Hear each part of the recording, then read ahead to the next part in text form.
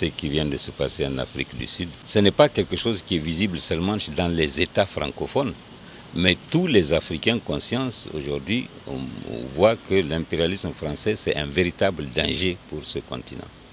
C'est-à-dire que si on ne boute pas la France hors du continent, eh bien les chances de réaliser l'unité africaine s'amenuiseront.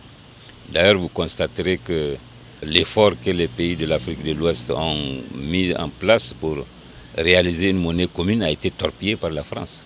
Et donc c'est tout naturellement que de l'Afrique du Sud à n'importe quel coin de l'Afrique, les voix s'élèvent pour dénoncer cela. Rappelez-vous qu'il y a eu quelques mois, quelques semaines, il y a eu une manifestation violente dans tout le Tchad pour demander justement le départ des bases militaires françaises du Tchad.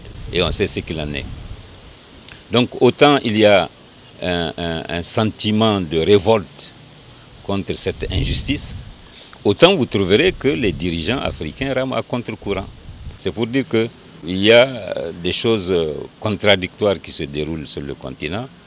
Vous avez d'un côté des dirigeants totalement inféodés à la France, qu'on trouve dans les États francophones, et de l'autre des peuples qui en ont assez et qui veulent prendre le contrôle de leur destin. L'Afrique, ce n'est pas l'Europe. La France n'a rien à y faire. Nous avons été victimes de plus de 5 siècles, 4 siècles d'esclavage, 1 siècle de colonisation, ça suffit.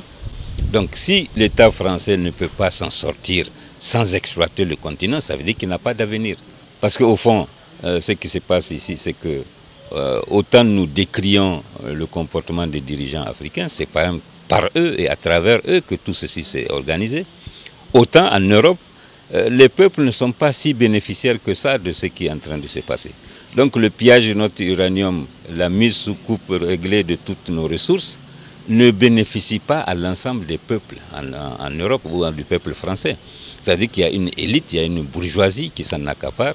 Et donc il y a des conditions qui sont créées ici comme au nord pour que les peuples des deux aires culturelles se battent ensemble pour en finir avec cette bourgeoisie au pouvoir, qui est nous notre pire ennemi aussi.